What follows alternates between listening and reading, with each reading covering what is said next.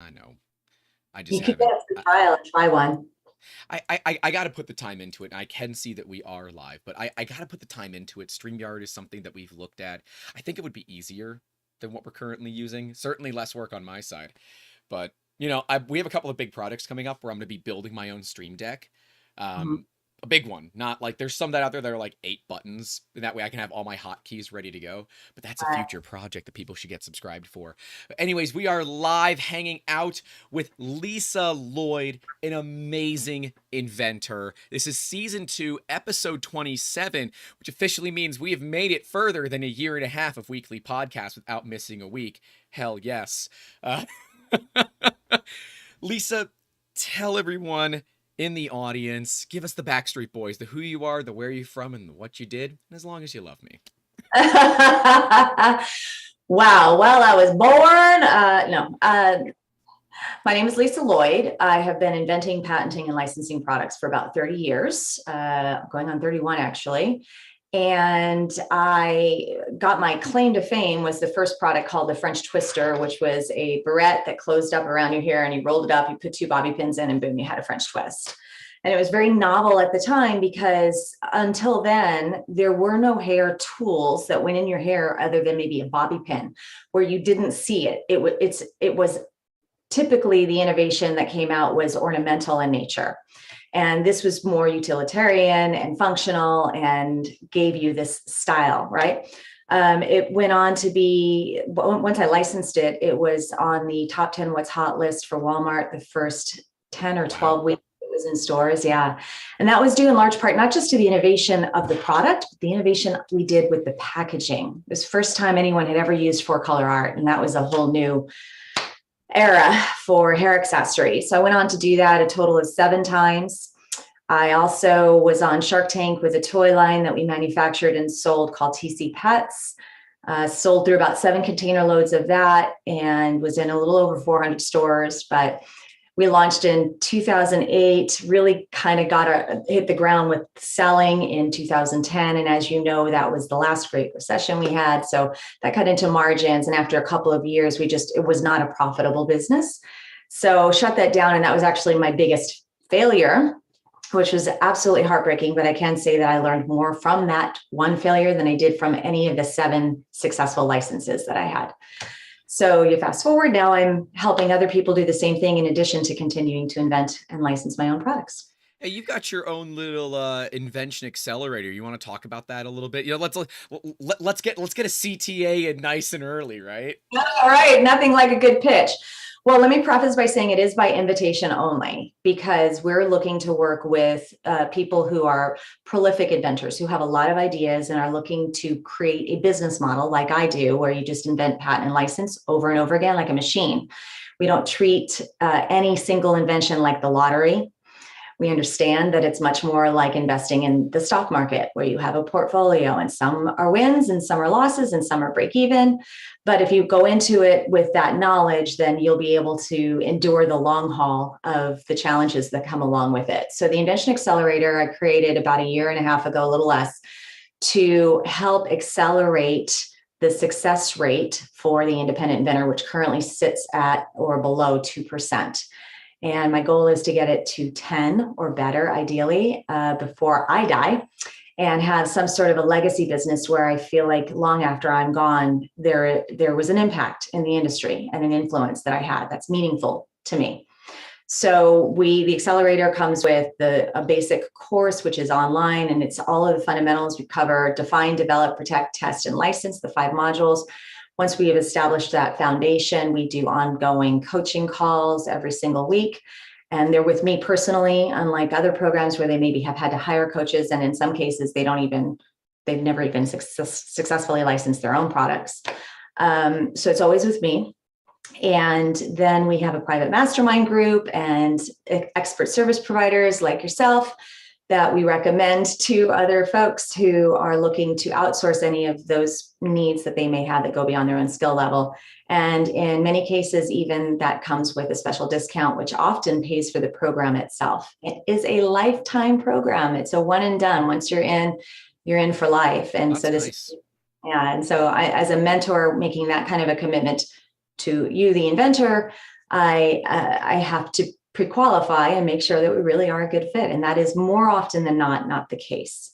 So that is the Invention Accelerator. People can check it out by going to theinventionaccelerator.com. You can apply there, or you can even just book a free consultation. I'll be happy to either point you in the right direction. And if you want to know more about the program, I can talk to you then. Yeah, if it's not immediately clear to everyone, Lisa is absolutely amazing, has a crazy story of, you know, success and failure and what that's like. So if you are hanging out with us live here on YouTube, leave some comments and questions that you want us to ask, because yeah, this is live, this isn't recorded or anything like that. Well, if you're listening audio only, it's recorded, but you should know Or this maybe the by replay. now. Yeah. Of course, there'll be a replay. So if you have any questions that you want to ask live, make sure you get them in those comments as well. You know, Lisa, you've been inventing for a while now. What was, and I not the first successful invention, the first invention. When did you first realize that I'm going to be an inventor? Like, when did that happen? It was after I'd already done it. Oh, okay. So I was in the Navy and I served during Desert Storm. And when I got out, the Navy is it was the only branch that required, I don't know if it's still the case back then, you had to cut your hair above the collar during boot camp. And so I was going through the ugly grow out stage, and my first I know this. pro gig after the Navy was in ad sales. I worked for the CBS affiliate in Tucson. And so, you know, I needed a nice professional look, and growing out the hair was not especially pretty. So I wore it up in a French twist all the time. And it was when the on-air talent kept asking me, how did I do it? And I couldn't understand how they could not know. I mean, they were in the business of making themselves all dolled up. And then I realized it was just easier for me because my hair was shorter. And as it grew out and it got more difficult for me, it dawned on me there had to be a better way. I remember not wanting to call myself an inventor because it had this stigma of Einstein. You know, I envisioned it being a man with his hair sticking out. And if you weren't a STEM, and STEM didn't exist back then, but if you weren't a STEM student, it's like, oh, it's just a hair accessory. That doesn't make me an inventor. I'm not solving the cure for cancer. Right. But I knew that I was onto something, and I wanted to do it over and over again after I licensed it and got my first check for $20,000 in advance of the ongoing royalties, which at the time I was 23. When I invented it, I licensed it at 25, and I was making $60,000 a year of passive income. And my job, I only made $13,000 a year. I'm mildly jealous of this, right? So like, what else can I do? Yeah, so you got incredibly lucky, and you know, you said it before, the statistics were not on your side. You had a product that solved a need that you yourself were the target audience, so you knew really well what that target audience looked like. And because, yeah, everyone that has ever grown their hair out goes through this really awkward stage. For me, it was like 8 months. Like 8 months. Now I'm finally at the point where it's long enough, and it's like, oh, okay, he's not a hillbilly or a hobo. This is intended. He wants it to look that way. Yeah, well, you know, it is what it is, right? You know, those kind of products work so well. And for those that don't know, the hair care market is, while it is really tough to penetrate, it is a very, very tight, closed market. If you can penetrate that market and get into it, it's a cash cow, because those products don't generally go out of style for a long time, right? As long as the chemicals that you're using, if it's a chemical-based product, are always, you know, good and there's never any issues with them, and then the plastic products last a decent amount of time, people come back and buy it over and over and over again. It's one of the weirder markets that we've played in with clients because of this.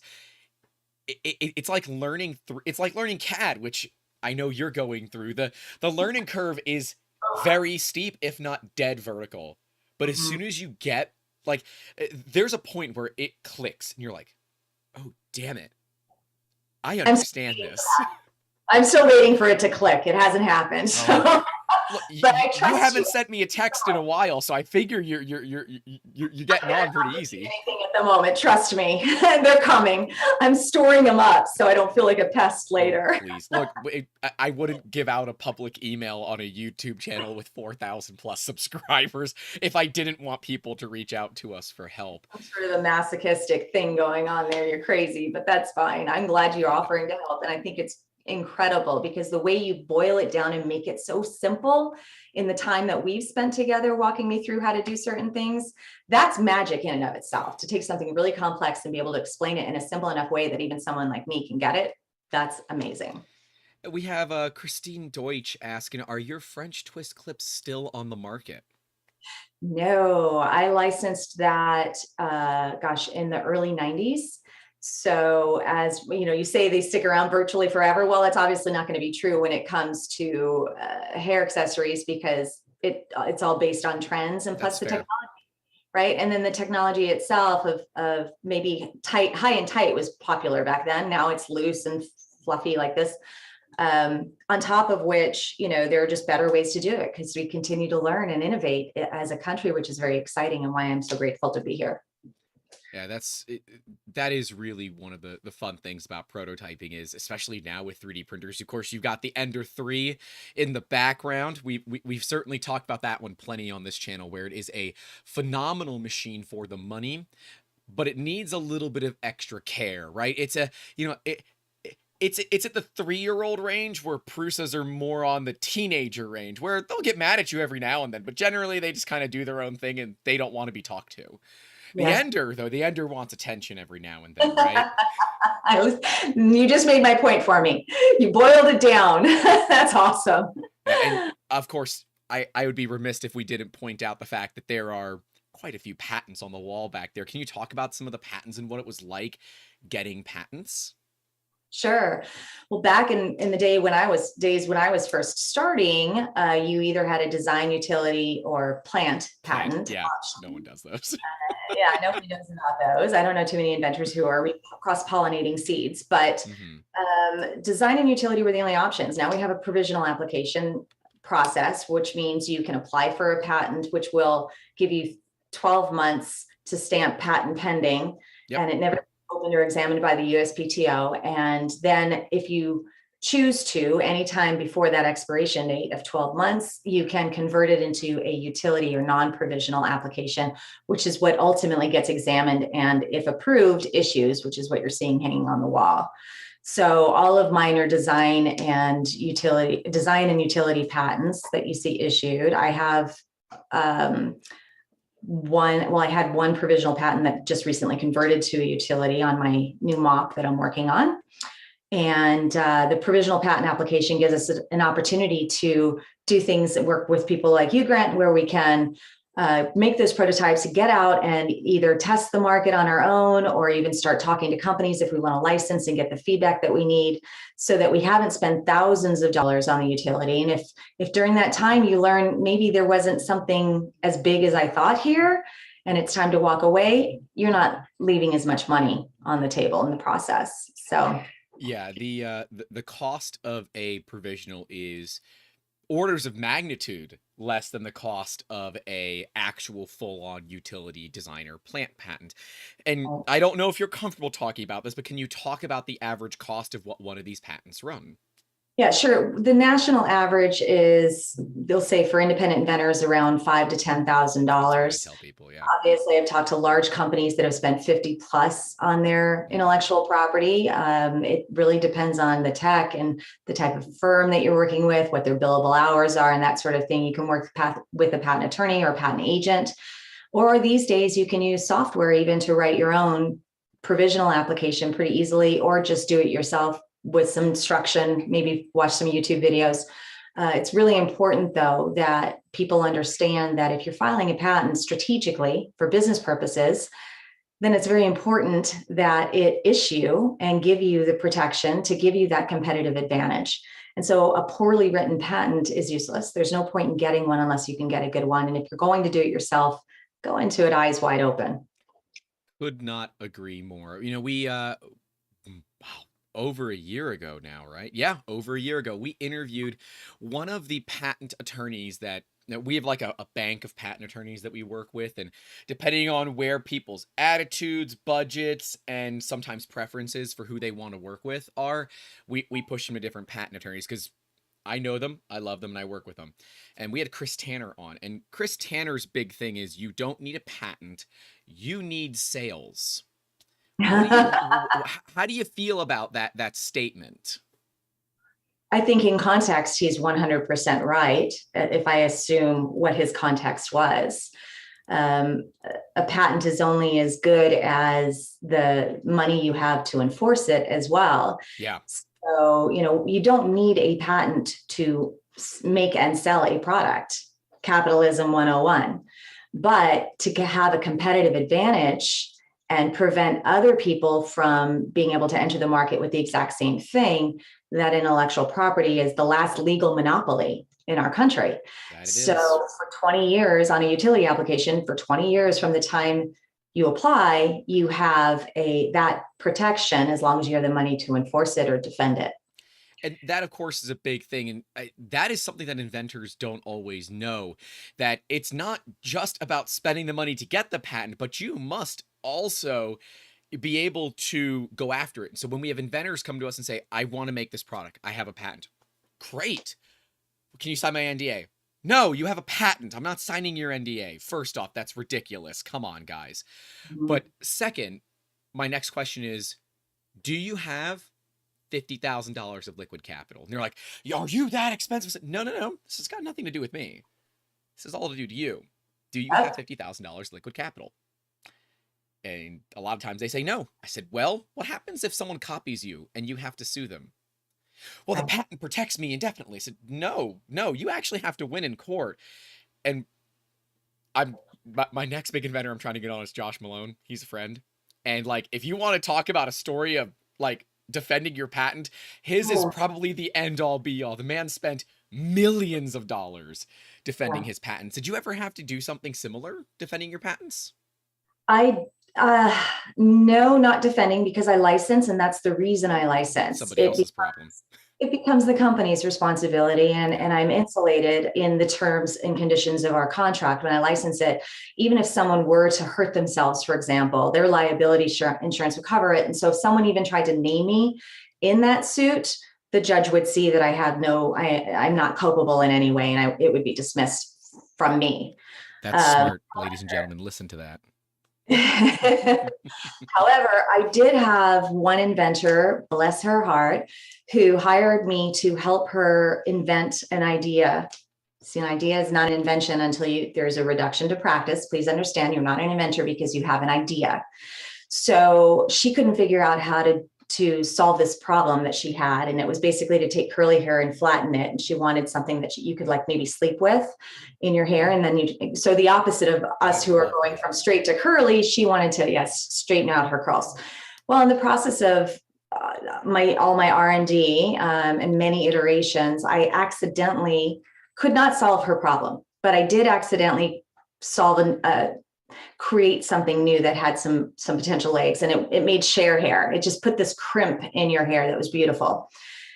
So I went back to her and said, I'm sorry, I can't do it. However, I did, in the process of doing that for you, I came up with a new idea, and I'm willing to offer you the same thing that you offered to me, which was a 50-50 split. You pay half the patent, I'll pay half the patent, and then we'll share in all the royalties, and I'll do all the work of getting it licensed. She said, it's not really what I wanted. Let me think about it. Came back the next day and said, yes.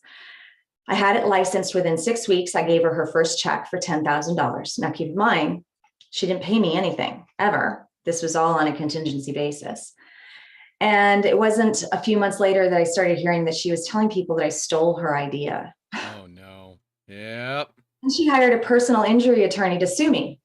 A personal injury attorney to sue you for, okay, sure. Yeah, exactly. You can do the math on that. Yep, it's tracking. And, in the end, it cost me $20,000 to defend and ultimately win. In fact, the judge told the lawyer that he doesn't ever want to see him in his courtroom ever again. Beautiful.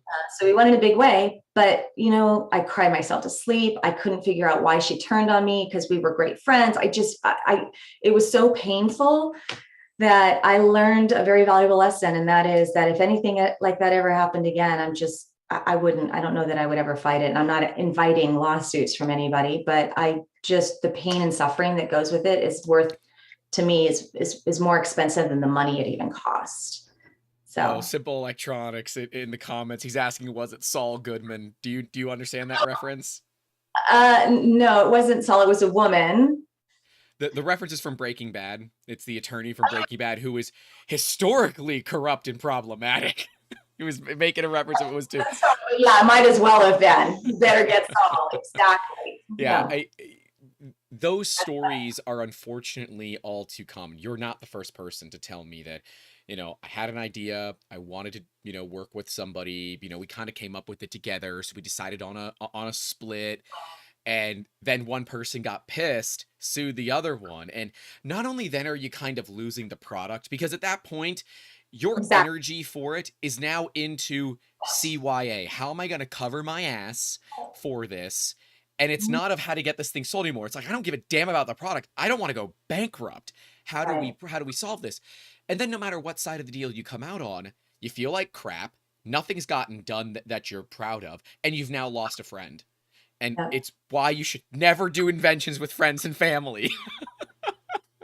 I'll never say never, never say always, but I personally won't. And you know what? It also illustrates a very valuable lesson. And that is that inventors, we talked a little bit about this before we started. Inventors tend to be paranoid. Yep. So they want everyone to sign an NDA. Well, the reason a lot of companies don't want to work with inventors is because of this exact BS.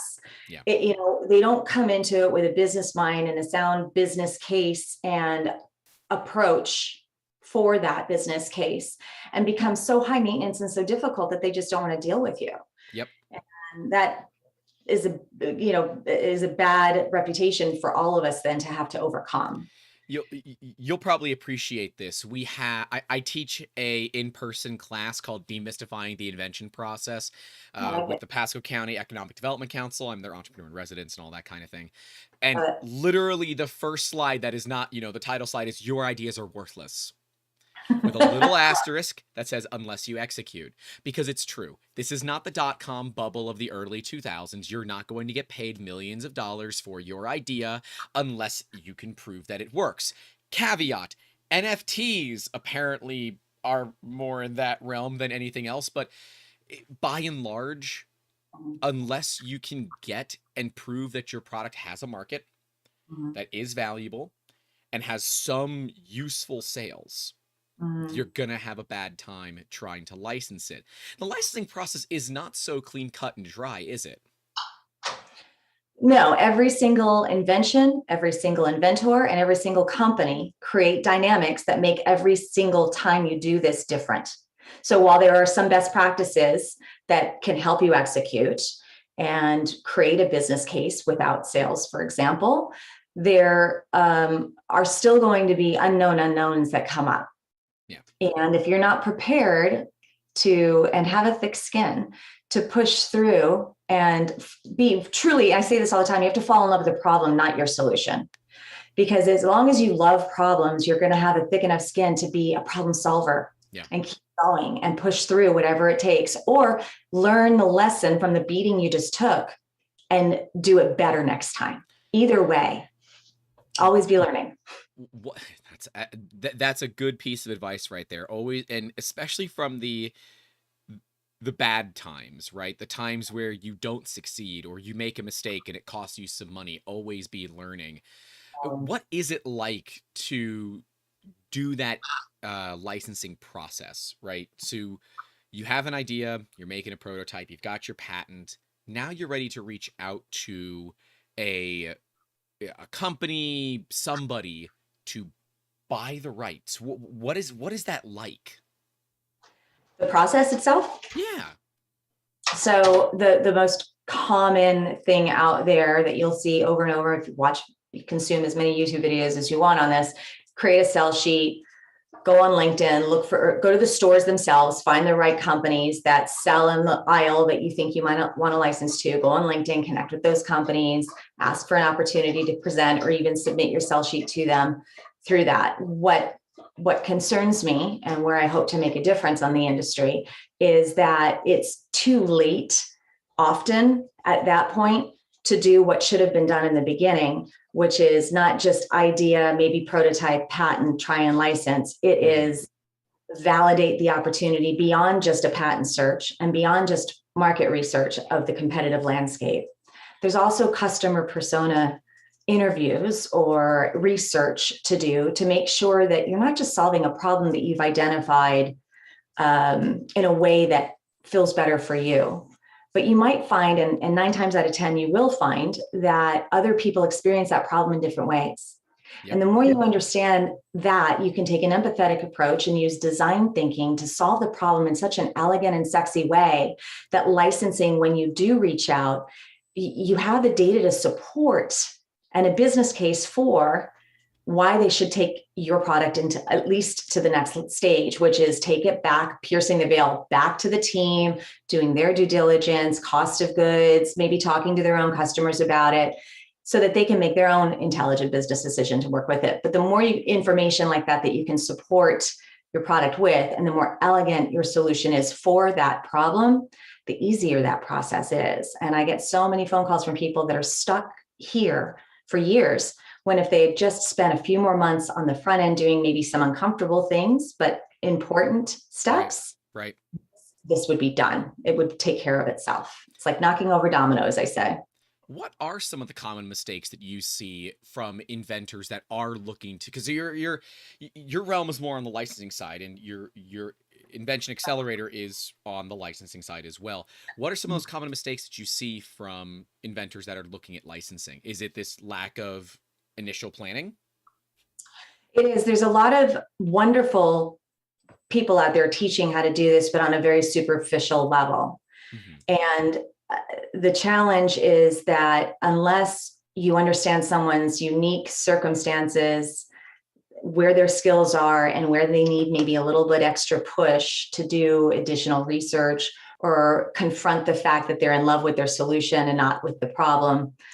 So nobody wants to tell someone that their baby's ugly kind of thing. And sometimes the baby's ugly, okay? You need to surround yourself with people that are experts that are going to tell you the truth. And instead of arguing with a company that says no, ask them why. Learn from it. What did I miss? Where did I go wrong? Is it something I can go back and fix? Is it something in my presentation that I just didn't do a very good job articulating? Or so I could just fix my presentation for the next person? Or is it something I just need to walk away because those unknown unknowns snuck up on me and I need to move on to my next good idea instead of spending years banging my head on the wall trying to fit a square peg in a round hole? So I would say always be learning is the biggest mistake. They don't. They think the only problem really to solve is the problem they identified the day that they created it. And they solved it only for themselves without taking into consideration with an empathetic approach and design thinking, solving it for the universe or the total population of people who experience that problem. And then later fighting with companies who don't get it instead of learning from them and making them their mentors and teachers. That's what makes you truly a great inventor. That's why, Edison and 1,000 times to fail as opposed to the one time to create the light bulb. It's all about learning all the time. And he didn't do it alone. He had hundreds of engineers working for him. Yeah, we tell people, if you get married to your idea and you ask me my opinion and I tell you it's not going to be good and you get mad at me, best of luck to you. This is not going to work out. I've seen so many really good ideas come through where these are $1 million ideas that are coming through. I'm like, I would buy this. And if I would buy something, I know other people would, because I don't buy a damn thing. We're going to put quotes around frugal. I'm a small business owner, right? I don't have money. And I'm like, these ideas are really good. And they never go further with them. And it's so upsetting because there's so much value sometimes. We find that they get stuck in the issues of like feature creep and scope creep. How do you solve that as someone who's looking? Because scope creep will cause a company to completely ignore you. So how do you keep that as simple as possible? It begins with, and this is something, I have a 15-minute video on YouTube all about defining the problem. And none of my videos are that long. And I spent a lot of time creating it. And it's one of the least watched videos I have. Isn't that great? I love when that stuff happens. We put so much work into a video and nobody watches it. Because no one wants to, they all want to learn. If I put how to license, how I made a bunch of money, or how to patent, those will blow up on YouTube. But if I talk about the things that really matter, like defining the problem, they don't know that they need to know that. And an extra hour of your entire career can help you with laser focus, create a target that not only defines what your solution will be, which is better than over engineering or under engineering, like you're talking about with scope and getting way outside of the lines. And favorite phrase to hear as an inventor, and by that I'm being sarcastic, is what you could do is everybody has an opinion of what else you could do with your idea. And before you know it, you're, oh yeah, I'll add that feature. And it's not, now it's cost prohibitive, or it's just a bad idea altogether, whatever. But if you have, it's like a mission statement, defining the problem sets the stage for the very beginning of what is going to be a long list of challenges. And ultimately, the why on your sell sheet will come still back to that very first thing you did, which was maybe a written statement on how to define the problem. It's a mission statement. So you can argue, you don't have to argue, but you can make a case now with your sell sheet, which is the document that you're going to use to pitch to companies, for example, with licensing. Or if you're building a catalog and you're planning on making and selling it, that why is intrinsic in your problem statement, and it becomes the baseline for all of your marketing material. It's your value proposition. It's everything. It's ingrained in everything that you do going forward. Yeah, you have to live beyond the actual idea itself and live not the problem, but the solution. If you're not living the solution, how can you expect others to do the same? What do you mean? What do you mean live the solution? So your product is solving a problem. It is creating a solution. If you are not living that solution, the product is creating that solution for you, then you can't expect people that are going to buy it to do the same. You have to be passionate about it, but understand that if the only people that you've asked about the product is friends and family, you haven't even started on your market research. That's right. I know of course, things have changed a little bit in the past couple of years of how we would go about market research. The way I always used to tell people is, look, go stand outside of a Walmart with a clipboard and ask people. I remember those days. We used to say the same thing. Yeah, because you know what? It works. Now people are like, leave me the hell alone. I know now, well, it's morphed. It's just like we don't do focus groups anymore. Now I would encourage people to go on Facebook and find a group. Like if it's a new binky that you have an idea for, then go find a Facebook group or a LinkedIn group of moms who have small children and say, hey, I'm doing research. I'd love to just do a quick interview and see how you solve this problem, whatever that is. And by learning from them what their experience is, you can bake those learnings into what ultimately becomes your solution for it. And you can live it with confidence because it's not just you. It's not speculative anymore. You have real world data to support it. That's what companies do before they, come out with a new product. They want to know what their various constituents think about whatever that solution is. They don't just run off on a gut instinct thinking it's a great idea because it was their problem and now they've solved it for themselves. So, and even by the way, in corporate world, where our success rate is at or below 2%, the large Fortune 100 companies still have, it depends on which study you read, but it's 75 to 85% failure rate. So we're still only talking about a 15 to 25% success rate, even with their billions of dollars in marketing and everything else. So don't feel bad if you try to go to market yourself. Let's say you do a short run production of 3D printing. Like that has changed inventing. Like the ease of access to 3D printing has really changed the way inventing has happened. But let's say you do a short run, falls flat on its face. A buddy of mine, Chris Krimitsos, has a book called Fail Forward, Start Ugly. Right? The book's called Start Ugly, but it's Start Ugly, Fail Forward. Love it. Because if you go back and look at Apple's first logo and tell me they knew what the hell they were about, it had Isaac Newton on it. They Oh my did God. not know what they were about. They were Yeah. a computer company, not a marketing company. They didn't know. They just drew something up and said, F it, let's go with Right. it. All right. And you have to be able to kind of deal with the ebb and flow of a community with now the advent of 3D printing, especially you're a seasoned inventor to say the least. How has that kind of changed your perspective of the invention process and what it looks like? Oh, it is a fundamental core value change. We didn't have rapid prototyping when I was getting started with this little product. And had I had it, there are definitely things I would have learned from that and done differently. We had to go straight into tooling and test it that way. So, testing materials and parts and sizes and different concepts that would create different price points and that sort of thing gives us a chance to fail fast, to your point, and to learn quickly so there's the known knowns, there's the known unknowns, and then there's the unknown unknowns. And I want to get there fast. Yes. I want to get to those unknown unknowns, the things that I haven't considered, as fast as I can. And rapid prototyping is one of those paths to get me those answers. In fact, the reason in the Invention Accelerator we do define, develop, protect, test, license is because it is instrumental in helping figure out whether it's stress testing your own idea for your own purpose or testing it on the market. Either way, that's what that's all about. So, and then you get the business case, maybe you get some real world data and sales and stuff like that makes a case for the company to license if you do choose to. In fact, a lot of inventors will say, I don't know if I want to license or I want to sell. Well, then test. Yep.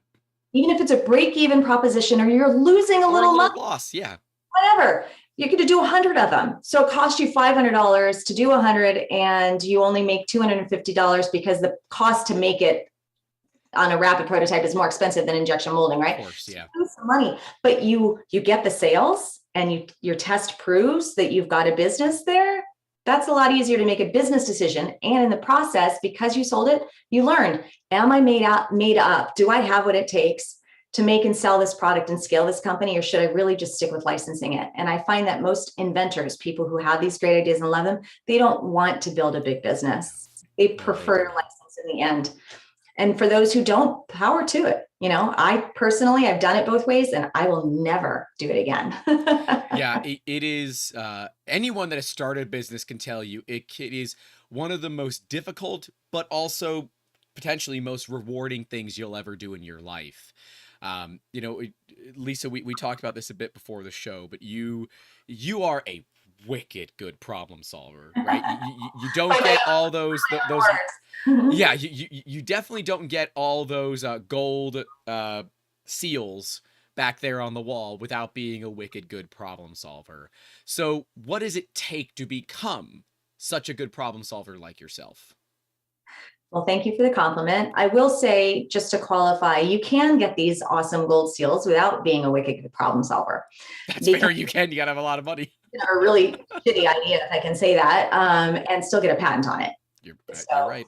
If it's novel, in fact, I actually used to use in my course, there's literally a patent where there's this long pendulum stick and there's a boot on one end and a guy on the other going like this, and a guy in front of the boot bent over, and it's a butt kicker. It's an ass kicking device. Now that's a patent I can get behind. Clearly, there were no real world cells on that thing, but it used to be the Wild West, the USPTO. They've kind of cracked down on what we would call frivolous patents recently. Yeah, well, it does sometimes. You do need to prove that it's useful. Is what new, useful, non-obvious are the tests for utility patent. But anyway, having said that, to be a really good wicked problem solver, you have to love to learn. You have to be with playful curiosity. Is how I say. You have to love to lean into problems, and you have to learn to love the problem. And that's scary. I mean, it's in our DNA as humans to resist anything that's painful. And problems usually equal pain. Yep. And so we have been predisposed and trained culturally and in every other way in the world to avoid that at all costs. And we're all looking for that proverbial pot of gold at the end of the rainbow where you're going to sail off into the sunset, every movie with a happy ending. I mean, come on, that's just not reality. But the end of the movie is just the beginning of the next season of someone's life or whatever. And that's what you don't get to see. So if you can adopt a passion for accepting that failure is just part of the process, and not necessarily enjoy the pain, but mitigate the pain by learning and getting better every time. And every time you feel that pain, ask yourself, what did I learn? How can I do this better in the future? What was within my control? What wasn't? And embrace all of that and live it authentically. You don't have to hide it and do the white picket fence, smoke and mirrors. We used to have that phrase, keeping up with the Joneses, like in the 80s, that was the thing. You don't hear that anymore because people don't want that anymore. And I'm so grateful for that. I see it changing. But the more we can be okay with ourselves, being transparent and flawed, and then accept that failure is part of the process. And that's okay if anybody knows it, because I'm always learning, always growing. That continues. That playful curiosity makes solving those problems less intimidating, less threatening, less scary. They're just a part of the journey. Yep. Absolutely agree.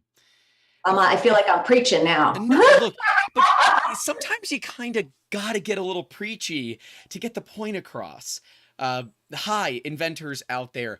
Y'all are stubborn. And I'm saying this as a stubborn individual myself, an inventor myself who, I'm stubborn, without a doubt. Let's show something that's never been shown My ex-husband before. used to say to me all the time, you need to use your powers for good and not evil. And that stubbornness was definitely one of them.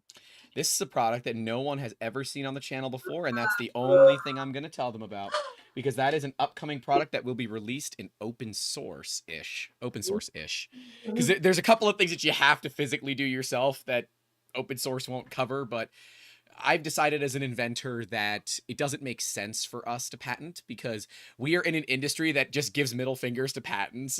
It's just like, what does this industry do?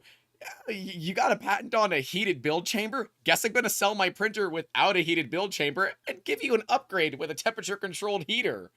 You'll figure it out. Goodbye. Peace.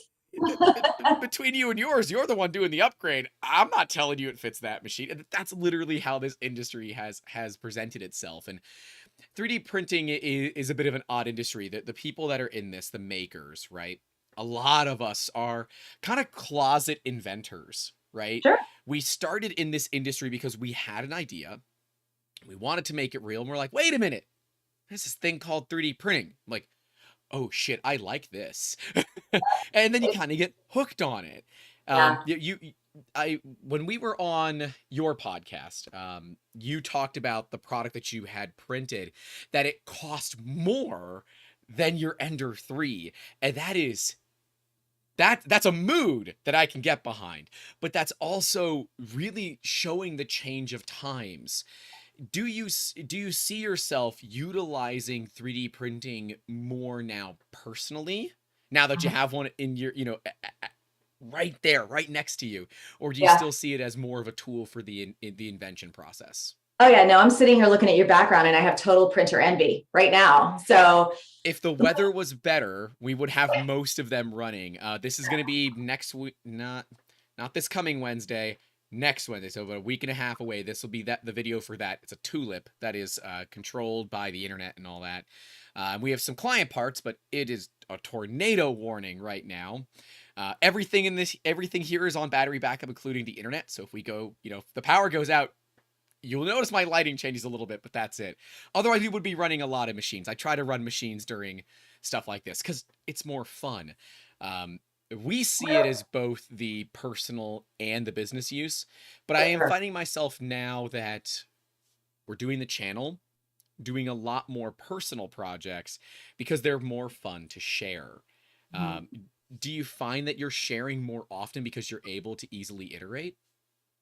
Yeah, and not so much even sharing, just I'm able to, as I wrap my mind around how to use the software and I get better at designing, I feel like I can be not just a better inventor because of the iterations I can go through when those ideas come, but I am open and inviting more ideas into my life because I know that I can jump on this and test them really fast. Even if I don't, I might do some really quick market research just to make sure I'm not wasting my time on something that already exists. I'd rather just go buy it, frankly, because it's a lot more work to invent, patent, and license it. But if it's not there, then it's just such a fun, fast, and easy way for me to test. And whether it's me doing it myself or hiring someone like 3D Musketeers to get it done for me, I feel empowered, I guess is a good way to say it. It is pretty amazing to go from idea to holding part in hand, quite literally sometimes the same damn day. It blows your mind. So it's like, wait a minute, I just did this. This is kind of freaking cool. Yeah. Like the product that we're working on is about 9 hours worth of 3D printing per product. And the fact that I could do 2 iterations in a normal day is kind of insane, in that you're able to do that. I feel like I'm living in the Jets, George and the Jetsons kind of thing. I am in the future now. It's so cool. Without a doubt. Now, I think we'd be remiss if we didn't talk about your experience with Shark Tank, right? And what that was like, because not only is Shark Tank a reality television show, but there is way more that occurs. I'm guessing there might be some things you can't talk about, but can you talk about what that experience was like? It's funny because you're in the 3D printing world. It's a reality show, right? They're creating the reality for you. Don't use that. They're gonna copyright that. We're not gonna get to use that joke again. No, they can't copyright it if we've already said it. So they're originators. They've tried. I'm sure, right? So Shark Tank was a really good experience for me. I was on season 1, and I don't know that I would even be. And I was invited to be on because it was season 1 and they didn't have a bunch of people auditioning at that point. I had just won another pitch competition, and the producer saw me and came up and asked me if I would be willing to consider going on the show. And honestly, I don't know that season 12 now, if I were to show up and audition, even with that same product back then, if I would make it. It's changed a little bit since, the beginning. Competition is much more stiff. Having said that, it was a great experience, learning a lot from behind the scenes. It really was a lot of good promotion and advertising. I did do the deal. For those who haven't seen it, it's episode 108. You can actually catch that on lloydmarketinggroup.com, which is one of my websites. But the challenge was, first of all, Daymond, John, and Barbara Corcoran came in and didn't fund. So as a result of that, it was really difficult maintaining, and I kept throwing my money in, which is ultimately why we had to shut it down, and it pretty much almost bankrupted me. So it left a little bit of a sour taste in my mouth. I try and remind people all the time that I was negotiating for 45 minutes, and you only see 10 minutes of my entire segment, even with the background. They come to my home and all of that stuff in Tucson. You're only getting a small snippet of what happened. And you can grab snippets, but don't become an armchair entrepreneur, and don't shame or judge any of those poor folks who go on that program. Like, you're so much smarter and you would have said something better. That stuff drives me crazy. Now, I'm fortunate. Even Mr. Wonderful said I did a terrific job pitching. I mean, I don't know if I've ever heard him compliment anybody, but of course, either. I don't watch the show anymore, so maybe he has. Mm-hmm. But despite the success that I had with the program, it wasn't especially helpful for me in the end. It didn't make a difference. Well, that's important. I think, season 1 was when the show was just kind of getting its sea legs together, if you will.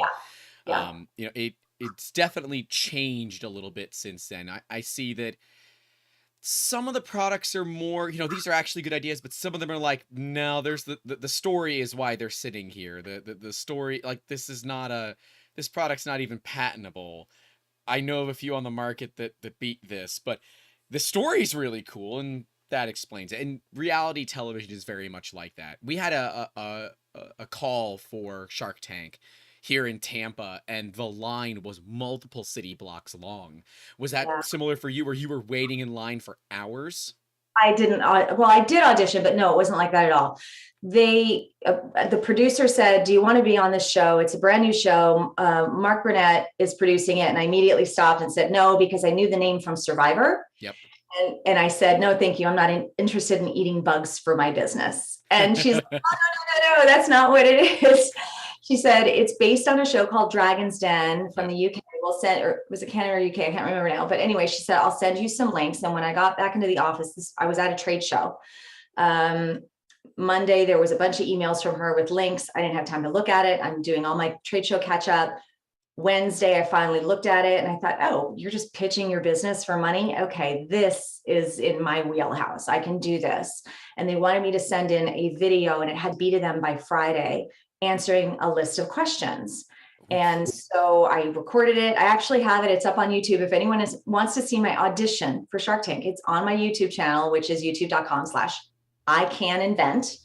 But that audition tape got there. I sent it Thursday, overnighted for Friday, and got the call the following Monday that I was being flown out to be on the show. Now, the reality is, I don't know if they still do it this way, but back then they brought in 3 groups of 50 people. And every one of us went through down that hall and did the pitch. But then they only picked the cream of the crop, both from a investment standpoint that made for good television, and from the failure, the losers, so to speak, to make good drama for television. So not all 150 of us made it on season 1, even though they flew us all out there and recorded all of us, which is really interesting. So no, in my case, there was no line. It was just that simple process. We had a question earlier from Simple Electronics. I don't know if you'll be able to answer this. Okay. Because I have a feeling there's probably some things you can't talk about, right? We'll see. Okay. Did Shark Tank want a cut of your business whether or not you made a deal with a shark? There are mixed reports of this. Yes. So I can answer that. And yes, the first 3 years, Sony Pictures and ABC took a percentage of your business in addition to whether or not you made a deal with the sharks, whatever they got. When Mark Cuban came on, the only way they could get him was to agree. He made them have to agree to stop that. And he said, the reason you're not getting companies that I would want to invest in is because of this BS over here. If you want good companies to come on here and then get me to give them money, which are the only ones that I want to give them money to, which are good companies, smart, good companies are not going to give that much away. So you get rid of that and I'll come on the program. That's the gist of it. So no, that changed. That's why you're hearing double mixed messages. Makes sense. Yeah, Mark Cuban's a really good guy, at least on the invention side of it. He really pushes people to get to that next level. And, you know, as he's self-proclaimed on multiple occasions, he's got enough commas that he can do those kinds of things. Yeah. But you see him advocating for the small, you know, beginner starter person all the time, right? It is obvious that there is some, you know, back and forth reality TV stuff going on between the sharks. Right. But it is interesting to me that when people say, I want to be on Shark Tank, I'm like, you think you can handle it? Pitch to me. I'm not a shark. I'm an asshole. So, you know, if you can get through me, yeah, it's basically the same. I don't have the money to invest, which means I have no skin in the game either way. So I'm going to make you sweat. But they start to get frustrated after a few minutes. I'm like, you realize that you're doing this for at least 45 minutes in front of people who have a net value of more money than you could count in your life. Quite physically, you could not count the amount of money in that room before you died. Yeah. And even more than in front of those people, there's 7 cameras swimming around. Studio lights are hot. And then there are all the people behind the cameras, right? So yeah, and they did, again, I don't know if they still do this. I would assume they do. Before your turn, they had the day before, in fact, they had all of us sit in front of they had a table of producers and the director and some other people, and you had to practice your pitch in front of them. They wanted to know what to expect before you showed up on set. So it wasn't so that the sharks knew. They didn't know who was coming. In fact, Kevin Harrington was on season 1. And then it was Jeff Foxworthy, and then it was Mark Cuban. I'm so glad it's now Cuban. Foxworthy was, while Jeff is an interesting individual, it was definitely not the right choice for that show. Right. But I knew probably 10 years before, I had been knowing Kevin Harrington, and he didn't know that I was about to walk out on set. And I didn't even know if he recognized me because he didn't act like he in any way. And then afterwards I asked him, he said, of course I was surprised to see you. So that was, he lives in St. Pete. Mm-hmm. Yeah.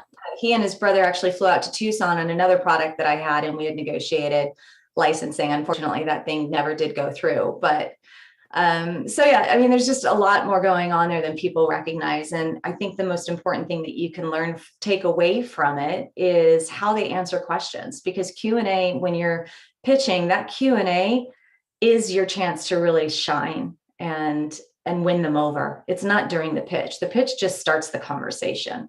Then you've got the Q&A, which is where they're really going to believe you or not. It's true. And Shark Tank was a while ago. I mean, theoretically, it should be about 12 years ago, right? Yeah, 2010. Yeah. What were some of the questions that didn't make it on air that you thought were really, really interesting, or ones that caught you off guard? I don't even remember doing what I watch on the show. It was all a blur.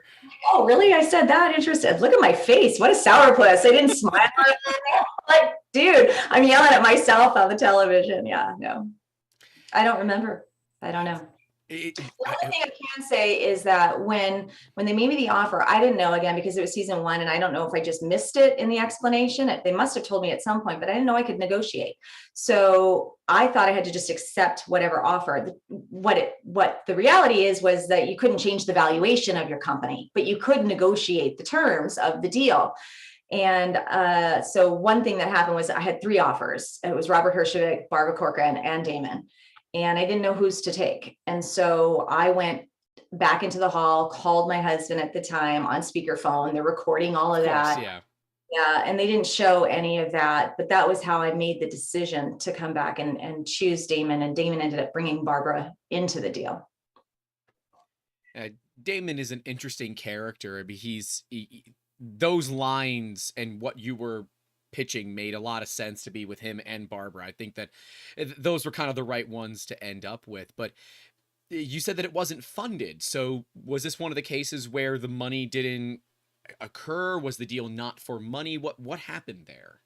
You nailed it earlier. It was season 1. They didn't really know what they were doing. None of them were professional investors. They were all entrepreneurs in their own right with tremendous success and deep pockets. But Barbara Corcoran was the only one that was actually funding 3 of the deals. Everyone else wasn't doing anything there. I think they were all kind of trying to figure out, was she going to figure it out and then follow her?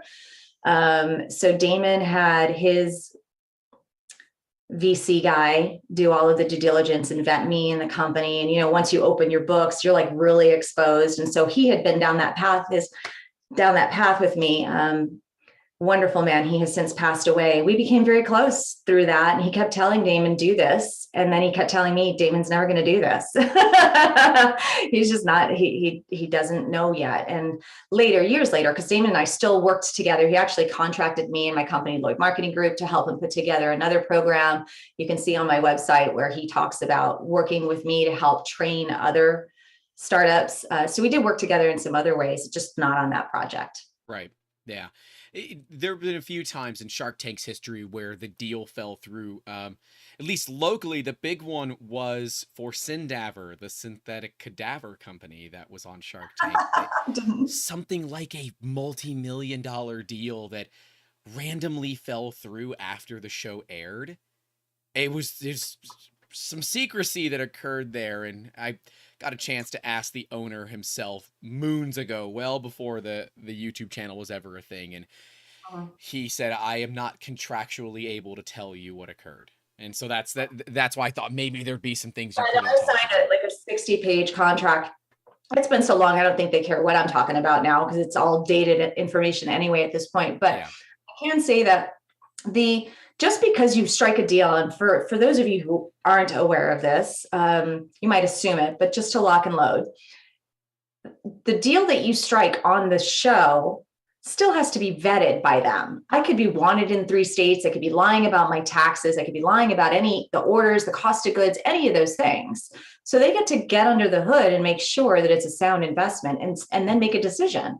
And if they get there and find out it's not, there's no contractual obligation for them to do that deal with you. And for that matter, if they just don't want to, they really don't have to. So I just like teasing Daymond because he said twice on the show, I'm going to make you filthy rich. I'm still waiting for that, by the way. Any day now, Daymond, if you're You listening, know, you're not, I'm but holding that shit in my pocket. One of these days I'll call him on it and say, hey, let's do this and help me out. But I have never wanted to bother him with that sort of thing. He's doing so wonderful and I love him to pieces. I'll tell you, when we were driving from from Raleigh to Charlotte one day to go to a business meeting, I asked him what he wanted to be when he grew up, obviously tongue in cheek, to which he replied, Mark Cuban. yeah, that would be my answer too. Mark Cuban would be my answer of what I want to be when I We grow all up. love him. He was just such a great asset and to add to the program. And so those deals are much better, much more sophisticated. He brought the game in and he leveled up on all of it. And they're much better about leveraging the brand and the opportunity and the advertising and everything else from the program. It's the Shark Tank effect, like the Oprah effect. He's huge. really, really behind all of that. Yeah, they realize that more now, right? And I've watched episodes where they call out inventors saying, you're just here for the marketing. Yeah. And I'm like, well, the editors decided to put them on, so clearly there's a reason they're there, right? I want one of them to say, no, we're here because the editors told us to talk to you. It's not like, of course we're here for the Shark Tank effect. We're not idiots. Yeah. Well, and who's to say that they wouldn't accept a better deal? They're not there just for the advertising. I think everybody that I've ever spoken with, and by the way, we have a private Facebook group. It's only for people who have appeared on Shark Tank, and it's a Shark Tank free zone, it says right at the top. But we share our stories with one another, and whether the deals have funded or not funded, everyone realized when they went on, at worst case scenario, it's good advertising, but no one went in not hoping to get some sort of a great deal out of it. If it's not a good deal, at least they could walk away knowing that they're getting marketing. So what was the most valuable takeaway for you for all of that?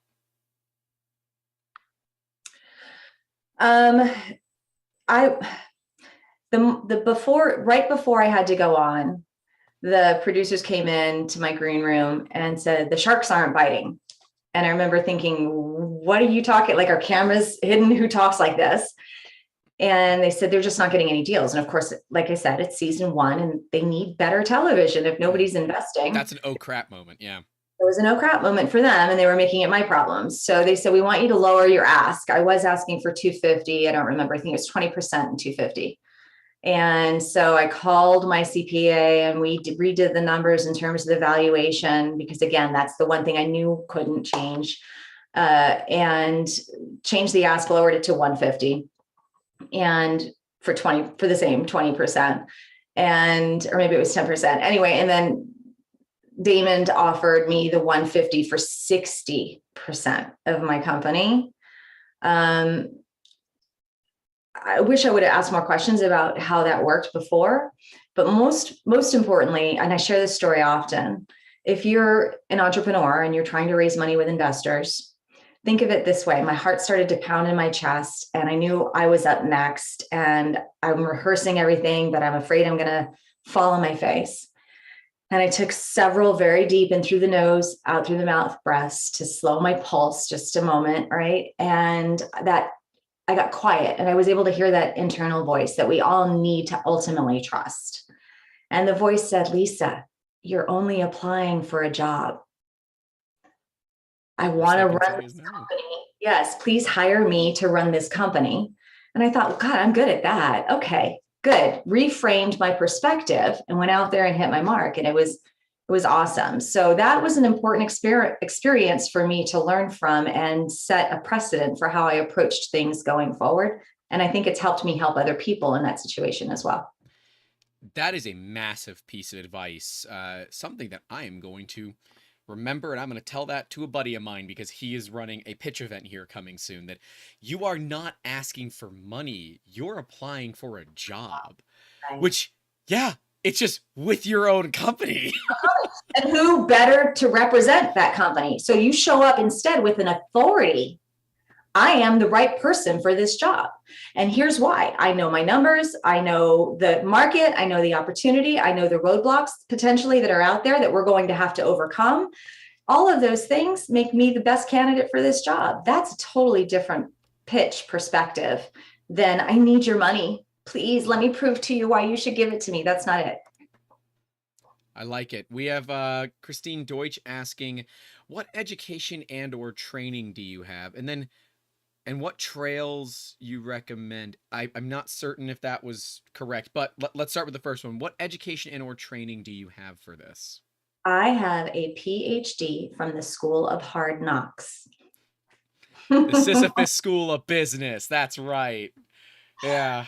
You can Yeah. call me Dr. Lloyd. I am your classic college dropout, if you could even call it that, because I took a few community college classes. I never went to university, and now I'm an academic advisor at Arizona State University.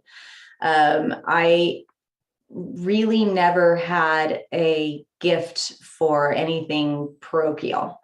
I struggled with reading and math growing up. I was in learning programs Right. in elementary, and I always thought I was stupid. And I think a lot of the problem solving capabilities that I have were fostered and really fine tuned as a young person, having to work through those problems. And I learned by doing. So I can't draw something that's in my head. I'm terrible with art, but I can cut up a toilet paper roll and turn it into a hair accessory and hat. In fact, my original, we didn't have 3D printers. So this is called soft claws, and the plastic is the memory instead of there being a jaw clip with a spring that it just went like that. So it was nice, smooth. This has been on a lot of TV shows. You wouldn't see it because it's just so, but very big product. I licensed that one to Goody.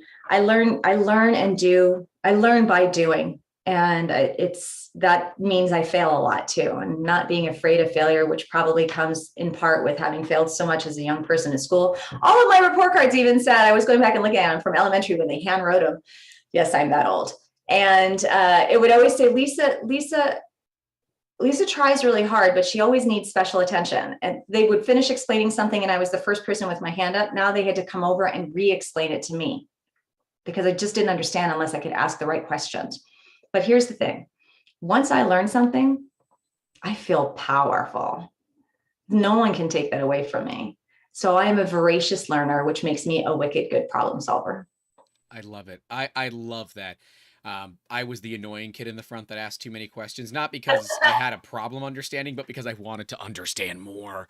So I was the annoying kid in the front, and I definitely find myself working with a lot of other annoying kids in the front. Hi, staff. You all know who you are. Don't lie about what you did in your younger years. Christine did clarify, what training would you recommend for someone that's looking to get into being an inventor and then eventually licensing? Yeah. So there are a few programs out there. Of course, I'm going to encourage you to book a call with me and we can talk more about that. YouTube has a lot of, like I said, at least at surface level, really basic videos that can help you understand the landscape, and you can spend hundreds or even thousands of hours pouring through those, or you can join a program, and there's a few of us that you can choose from. Mm-hmm. I think the important thing is that when you're interviewing a coach, there aren't any coaching programs out there that I absolutely would say don't do, but there are definitely some that are better, significantly better than others. And finding the right one that fits you will come from doing those interviews and just finding out if they're a good fit for you. Do your personalities align? Does your vision, your mission in terms of what's meaningful? Like, I'm as much a life coach as I am a business coach. It's so true. Well, you talk about the paranoid inventor.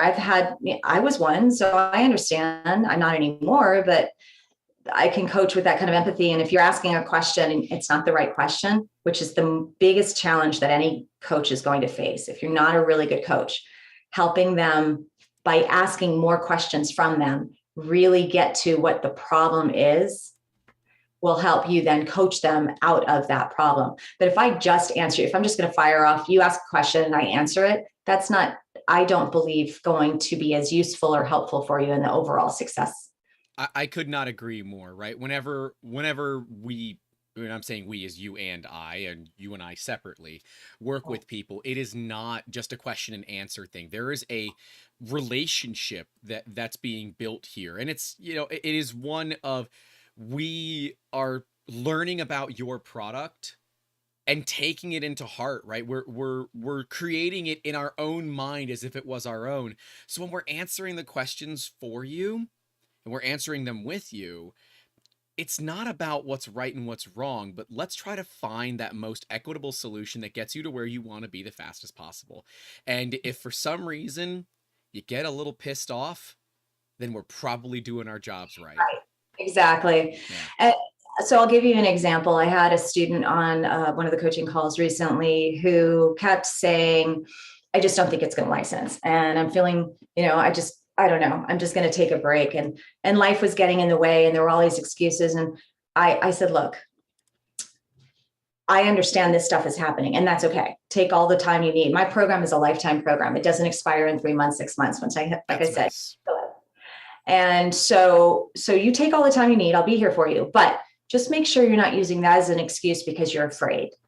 Because what I'm hearing is you're afraid you might have failed. And wouldn't you rather find that out fast so we can move on to the next idea instead of spending the next 2 or 3 years licking your wounds and never really going anywhere and then never have any more ideas? And that's the purpose of this program, is to help you do this over and over again. Yep. Like, you're right. But she didn't start off saying, I'm afraid. She started off just saying, I'm not sure this is going to work. And I've got a lot of other stuff going on. I just don't have the time to commit to this. And because I know her well enough, I was able to call her out on that in a delicate way. And she appreciated it. Actually, she didn't push back or feel, embarrassed by it at all. But that's what I'm talking about. You need to make sure that whoever you work with, if you do hire a coach, there's some great books out there too that you can get. In fact, Inventor Confidential, Warren Tuttle just came out with. I love that book. I highly recommend. I interviewed him this past week. That's right. I just did. Inventor Confidential is his. And if you want to get into more of the professional, like when I work with Fortune 500, 100 type companies, there are best practices that we use that I try and translate for you as the independent inventor. And Competing Against Luck is a phenomenal book as well, by Clayton Christensen. He recently passed away, but he was a Harvard professor and a big time consultant for large organizations. So that's a terrific book I would encourage you to read as well. I'm writing those all down. We'll include those in the description for people that want to go ahead and grab them. Warren is someone I'd love to have as a guest. Oh, that'd be awesome, because I want to interview more inventors. The stories, because it's not about where you are. That is so cool. Like, the success that you've produced is amazing. But it is that story that the average everyday person that wants to be an inventor can say, I'm right there. I know. I'm going through the mud too. I know this. Because so many people look at, a Daymond John, Lori Grenier, Barbara Corcoran, and they all say, these people are so successful because you haven't taken the time to learn their stories. And yes, some of them got very lucky, and ultimately luck plays a big part, but skill does too. Mm-hmm. You said that you got lucky your first time. There were certainly aspects of it that I felt lucky, very, very lucky. But now you've gained a skill. Right. What is one of the more valuable parts of the learning experience that you've taken with you throughout all these different inventions and licensing processes? One of my favorite phrases is never say never, never say always. And I came up in business in sales. So I already had those soft skills and hard skills, pushing through, knocking down walls, banging on doors, cold calling, all of that stuff. I can't say that I did it fearlessly, but I made it look like I was doing it fearlessly. So that was all really helpful for me.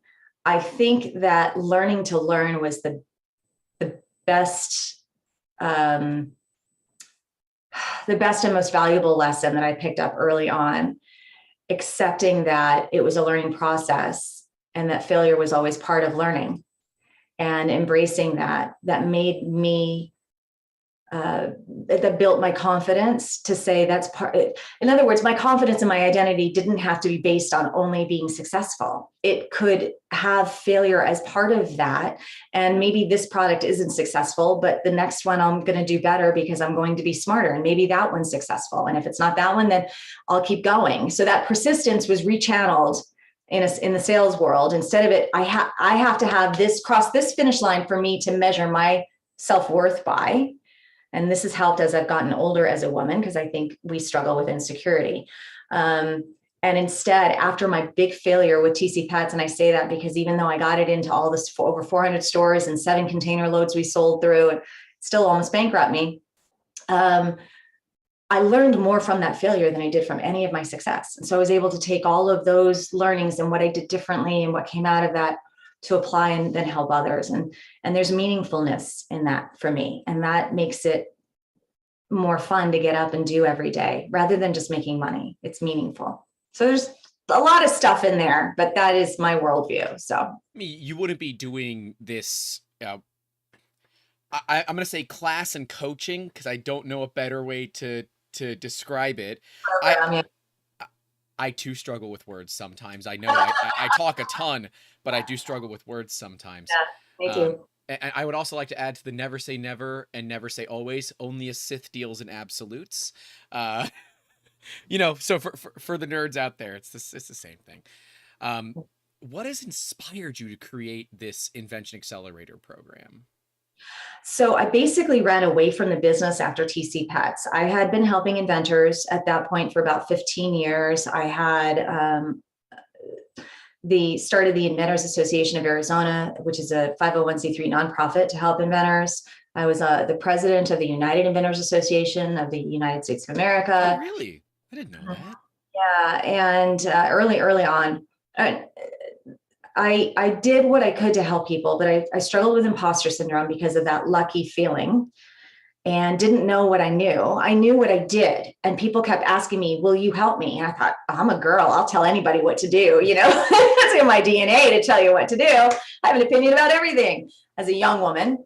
But I could tell you what I did, but I couldn't tell you why it worked, in other words. And then I did what I did over and over again, and it kept working, but I still couldn't tell you why it worked. Right. It wasn't until I failed and then came back from that and started helping startups as the entrepreneur in residence for several startup accelerators in New Orleans. And then following that, started working with Innovate to Grow experts as one of the consultants in their portfolio of consultants. It's kind of like a mini boutique version of McKinsey or Deloitte. And so we worked on front-end innovation with large Fortune 5, Fortune 100 companies. That was when I learned that they had best practices that they were using, that there were actual labels for. So I could articulate what my process was. It turned out I had a stage gate process. I'd never heard that phrase before. So I started buying books on stage gate processes. And I said, oh, check. Those are the things that I did that worked. Okay. And design thinking. I never realized that I was an empathetic inventor. I've always had, I feel, a strong amount of empathy. Having come up the way that I did, I've struggled a lot in my life, as I kind of intimated earlier. And so that empathy made me a better inventor, but I didn't know that there was a phrase called design thinking. So I started buying books about design thinking. And so all of that language and those labels then helped me come back to this space, my first love, which is helping inventors, where I can now articulate for you why what I do works, and that it's not just me doing it. And I wasn't really lucky. I was fortunate in that somehow intrinsically I knew what to do. I wouldn't call that luck. It's my gift. But it's the street smarts playing the role, right? Exactly. And I didn't know how to even deliver this in a way that would be most impactful for my students. So I hired a business coach. And one of the things my coach told me to do, which is the same thing I tell my students to do, was interview inventors and find out what their problem is. Where are you at? What do you dream about? What's standing in the way of that, so that I could find out what was missing, where the gaps were, and then make sure that my program aimed to solve those problems for those people. So I know exactly what kind of inventor I'm looking to work with. And I created a program that's exactly right for that type of inventor. And that's why it's invitation only. And I interview to make sure that it is a good fit, because your success is my success, right? So I agree. I love this idea of invitation only. It is because anybody out there can say, I'm a successful inventor. I got this license deal. Come pay me money and best of luck to you. But instead you're saying, no. I am successful. I've made license deals and all of that. But if we are not a good match, whether that is your product is not good for licensing, or maybe you're just not a good, emotional match for the way I do things. Some people learn very differently than others. Right. Some people think that I'm a jerk. Other people appreciate the fact that I play a very good devil's advocate. Depends on what side of the fence you're on for that. This idea of this invitation only allows you to say, I'm only going to choose the people that I believe have the best chance of success and help them walk through. And you said it earlier, if you don't end up going with someone, you're leaving them with actionable information to get them to the point where they might be invited. Right, exactly. I won't deal with difficult people. We talked a little bit about that before the program. Some inventors just are difficult. And if that's who you are, why am I going to stress myself out and make you frustrated with me? I want you to like me, of course. So that's not going to be a good fit. And I also don't work with people who aren't excited about learning and prepared to fail, because that's part of the process.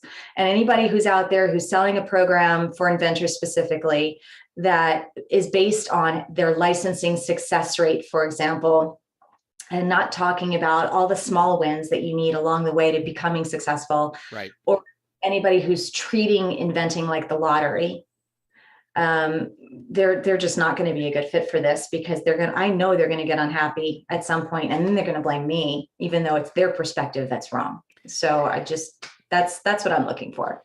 Well, I mean, Lisa, I could never be wrong. I'm the inventor, and that means that I'm always right. Yeah, and it doesn't quite come off like that, right? That's what's going on back here. That's the subtext, right? Yeah. On a coaching call, it's them telling me what they want, never asking questions, and telling me why they're right the whole time. And I'm like, this is your call, and you haven't asked a single question, which is fine. And I used to not even feel guilty about when people, because my billable hour back then was $125, right? So paying $125 for an hour with me, you want to talk the whole time? Okay.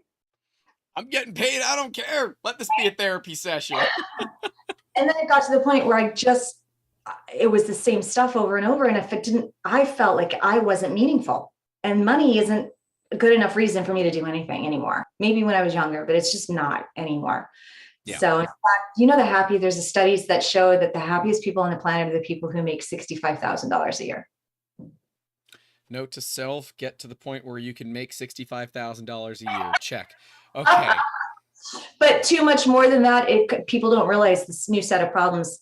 My ex-husband and I used to always say all the time, people want what we have, but they're not willing to do what we had to do to get it. Yeah, there's a saying that entrepreneurs will, live the way that others won't, to spend the rest of their lives living the way that others can't. And the struggle bus is definitely hard, right? And it is unforgiving, and rent is due daily. But if you can hang on, it's a hell of a ride. And if you get everything right, you're going to succeed. Yeah. And if you don't, you can still, it's not the ending. It's just a comma if you let it be. Because if you don't get it right this time, everything that you learn from that experience makes you that much better. In fact, do you know that investors are more willing to invest in someone, in an entrepreneur who's already tried and failed, which is counterintuitive, because you think they're just the winners. Sure, in hindsight, but a new entrepreneur coming into it thinks that they're only going to want to invest in me if I can prove to them how successful I am. And the reality is, if I show up and talk about these failures and what I learned from them, investors are much more inclined to go with me if I'm competing, standing next to someone else who's only touting their success. Right. Did we answer that question earlier? I'm sorry, Grant, if I didn't, because we're like, and this is me and you anyway. We could talk all like this. This is the way this goes. Like I told you before we started, I have 5 questions. And everything else is just coming up as we do things. The goal of these are always to try to inspire people via very light amount of education. I don't want to load it. This is not an educational podcast. This is, more to hear someone else's story and know that you're not alone in whatever struggles you might have. I'm trying. If you know someone that would be willing to do this, I want to have psychologists come on and talk about what it's like to run a business mentally and what that means. Because that is a hard talk to have, that everybody that runs a business and every inventor needs to have. That, they say that the big people you need in your life is an attorney, an accountant, and all that. You A therapist you needs to need a be on. therapist. Yeah, Yeah. you need one too. It is incredibly valuable, and part of this is a learning process for all parties involved, myself included, that there is more to this than people see, right? Yeah. There's more to your invention than anybody else knows. And if you do put your blood, sweat, and tears in it, like you're likely going to your first time, it hurts to fail. It is, if you've ever had a breakup that just hit you like a ton of bricks, that's what it's gonna feel like. That's what it felt like for me, right? It was that ton of bricks of shit, it's over, and there's nothing I can do to change it. But if I want to keep that from happening again, what went wrong? And how can I avoid it in the future? So what were some of those lessons that you learned from the failures that maybe people that are actually willing to listen can take to heart? Sure. Yeah, no, I love reverse engineering problems in my life, not just in inventions, in an effort to avoid as much pain as possible. And that comes with learning. But maybe the most fun story to share would be with TC Pets. In the early days when I was getting my prototypes made in China, and they would send me this hand samples. Of course, I kept pushing for lower costs. And in addition to them delivering what I asked for, they had included one other stuffed animal that had just pockets. And for those of you who are watching that aren't familiar with what I'm talking about, TC Pets were stuffed animals with secret compartments inside.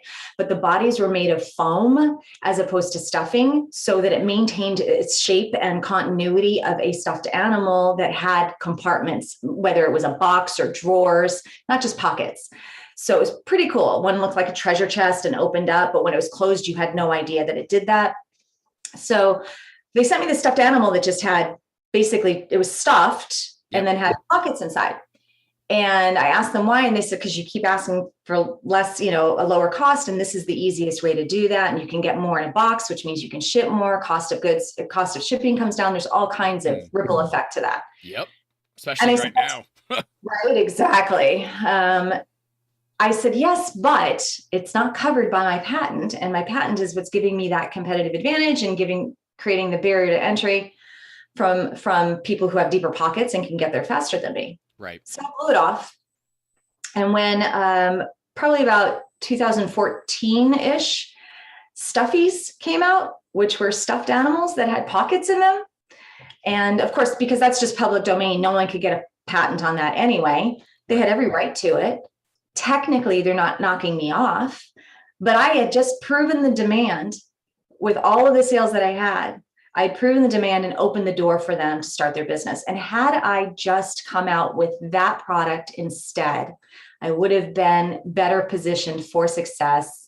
It was a lot easier to understand, but because I had it locked and loaded in my head from licensing for so many years that I had to have a patent that would protect me, I totally missed that the simplicity, less is more, and the simplicity of that stuffed animal with just the pockets was really, truly, at the end of the day, a superior product. And I would have avoided so much. The value of those provisionals are so much more than the average inventor knows, right? The ability to iterate and change, adjust over the course of a year and not invalidate your incredibly expensive regular utility or design patent is crazy. And you lock in your place in line to say, this is when I had the idea. And if someone else comes after you, well, lawyer up, but you have a better chance of succeeding.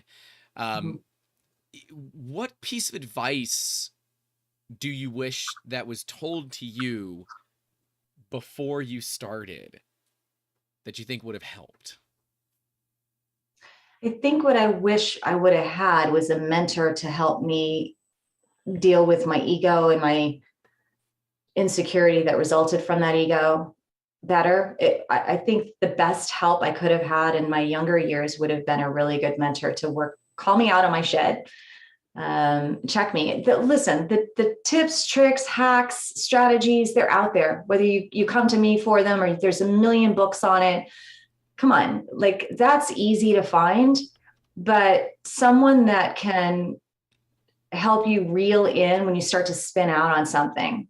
When you get lockjawed, the joke in my family is that I'm like a pit bull. I get my teeth into something, and they say the nose of the bulldog is slanted back so he can keep breathing without letting go. And so I've been called a bulldog a time or two as well. To know when it's my inside screwing up my outside, as opposed to not taking the right steps. That would have been more helpful for me, I think. Now, that is something that requires self-inflection. You have to look at it and say, oh crap, my head's getting so big I'm not fitting through the door. Right. How do you believe that someone who is in this position, and whether it's a friend, a family member, a mentor, somebody, how can you challenge the person and say, hey, your pants are like 9 sizes too big. Tighten that belt back up a little bit because the pressure's going to your damn head. How do you get through to someone who's in that scenario? Because I'm glad that you went that route, because I had a bunch of questions prepared for this. This is something that we deal with so often in people's egos. I was going to say, I'm sensing something familiar in this for you. I'm guessing. Like I don't do people's, and look, mine too gets in the way. And thankfully, the better 3/4, Amber, checks me all the time. She's like, you're a bit of a dick. I'm like, okay, yeah, you were right. And I have to like email someone and say, I might have come off a little bit rude on that. Let's reschedule. Yeah. But how can someone, well, check themselves before they wreck themselves if they don't know that it's becoming a problem? Right. I think before it becomes a problem, if you've got strategic relationships in your life based on, I'll never forget, it was actually a pastor who told me this years and years ago. You need to have the right people in your life for the different challenges that you'll face. So it's just like different experts, a therapist versus an MD versus a general practitioner versus brain surgeon, that depending on what the problem is. And if there's one person that you can find that you really trust, that's going to hold you accountable and that you give permission to call you out, then you'll be more inclined to listen to them when it starts to happen and they do call you out. As far as self-checking, that's self-awareness 101. Yeah. You have to do that every single day. I meditate. I am constantly in self-help books. You want to talk about being a wicked good problem solver. I have been told many times by people close in my life who know me well enough that they don't know anybody that works on themselves more than me. I am a work in progress all the time. And it makes me feel better, in part out of fear, because again, I don't want to be so stupid that I cost myself another $1 million, because I was a millionaire before TC Pats. It cost me everything. I had to hawk my Rolex when I had almost nothing left in the bank just to pay my like grocery bills and stuff. I've been there and I got too far because I didn't have those right people in my life, and anybody that could have, I had pushed away at that point because I was so embarrassed.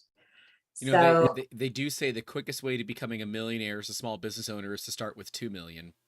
That is always the joke, and I say that for inventors too, right? You want to know how to become a millionaire as an inventor? Start with 2. That is freaking awesome. I love it. I love it. So yeah, self-help, work on yourself, be open and honest with yourself. If you can't be honest with yourself, then you're never going to allow someone else to be honest with you either. So first and foremost, work on you. Second, and if you're lucky enough to get around people who you really trust to tell you the truth, and that doesn't mean you have to do everything they say, but you can, you don't have to swallow it all, but you can listen, you can take it in and consider everything that everyone has to say, and then make your own, hopefully intelligent decision from there. I feel like we need a Lisa Lloyd book club. I like you've been dropping some good ones. A book that I recently finished, and it's sitting up here. It says, "If I'm so successful, why do I feel like a fake? The Imposter Phenomenon" by Joan C. Harvey. It's because I've been dealing with that a lot COVID kicked the hell out of our business. I've run a successful nonprofit for a couple of years. Let's go with that. As a for-profit business, people can read between those lines. And the imposter syndrome can be something that'll make or break your mental health, which ultimately goes into the product as well. How did you fight that early on, or how are you currently fighting that as well? Because I'm sure it's a kind of a daily struggle, right? I didn't know it was happening until after it had happened. It kicked my butt and I'm laying there all bloodied on the ground going, what the hell just happened, right? But as I look back and I reverse engineer and I'm processing and this is very timely for me because I do a Monday video. Every Monday I put a new one up on YouTube, and this is what it's actually going to be about. I believe that I have, probably like most people, allowed myself to evaluate my self-worth based on what other people's belief systems were about me. And so in order to get them to believe the best so that I could feel the best, I had to posture. And it wasn't that I went into it to malign anyone or be deceitful, to actually be an imposter in any way. But, maybe only telling half truths about what the real state of the union was so that I could get buy-in on something. You're taught in sales. Unfortunately, back in the 80s, especially, every single sales school in some way was manipulative. And yes, it still is. Right. Okay. Yeah. So I think for me, as I'm getting older and what I'm really evaluating is my self-worth is based on who I am, flawed and all, that I am a work in progress. I have nothing to prove to anybody but myself. And while I would love everybody to love me, I have come to terms with the fact that not everybody will, and that's totally okay. I don't need to not love them back just because they don't love me. I wish you well. That's why I'm not going to be the right coach for everybody. Someone else is going to be a better coach for some people. But recently I reached out to one of my mentors, and I'm looking on the wall because he emailed me after I called him saying, I'm really struggling with this comparison thing. And I'm going to not name the two names that he said, but it says, this is the email he sent. Start by loving Lisa. You are worthy. Only job focus. Do your best. Give unconditionally in your work. Let go of any and all needs for clients to like or use your best advice. Worrying about things you cannot control is a recipe for chronic unhappiness. He said, let go of your comparison to these two people. You are 100% better than the two of them combined. Focus on Lisa and not on them. Be in the moment, not past or future. Take care of today, and tomorrow will take care of itself. When you do all of the above, whatever happens is part of God's plan for you. This is a business mentor? This is my business mentor. Sounds like a therapist. Are they therapists by trade? Because that's a nugget right there. That's good. I like that. Yeah. Yeah. No, it's Richard Hasnote, and he's actually the owner of Innovate to Grow Experts, the company that I was working with. Oh, okay. And, he's just an amazing person in general, and he's at that stage in his life where he really invests in people more than in projects. So I'm very fortunate to be one of those people projects that he's investing in. So I don't think it ever entirely goes away is the answer to your question, but the way that I deal with it now is by getting around the right people who help me get my head on right. I do meditate. I do take the time to get centered and remember that the world is not depending on me to get this right for the world to continue to spin. So I can experiment with everything. I can fail fast and fail forward and learn from everything and just keep trying and showing up and giving my best. And sometimes it works and sometimes it doesn't. And hopefully more often than not, it works so that I can pay my bills. That's the goal, right? We got to succeed slightly more than we fail, right? That's all you need. Yep. Yeah. Lisa, I appreciate it. Is there anything that you want to kind of end with? I mean, obviously a good call to action if you guys are looking to become inventors, people that have some experience doing this, and you want to learn more about what it takes to license. There is Lisa's program. It is invite only. But if you think you got what it takes, you can, of course, always apply. But is there anything else that you want to tell people?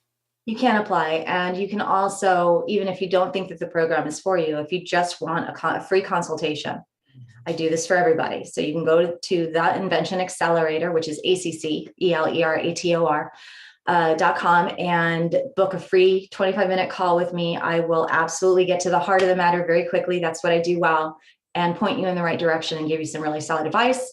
Whether or not that means we work together going forward is not relevant to me. That's me giving my best to you. And then you can also go to YouTube. Obviously, my channel is I Can Invent, and get a whole bunch. I think I have like 70 videos up there for free. And that's a really good way to at least lay a solid foundation for your invention journey, especially if the focus is to license. Yes, and you do. You're growing a channel, so if you guys are looking to learn more about inventing from a seasoned inventor, a hardened inventor, go check out Lisa's channel. We're subscribed because I watch every one of your videos because I find them really, really interesting, and your videos are also a way for me to like kind of check myself and make sure I'm saying the right things at the right time for people. We do the same thing. We offer a free initial consultation because ultimately you're either going to like working with us or you're going to think I'm absolutely crazy. There's not normally much in between.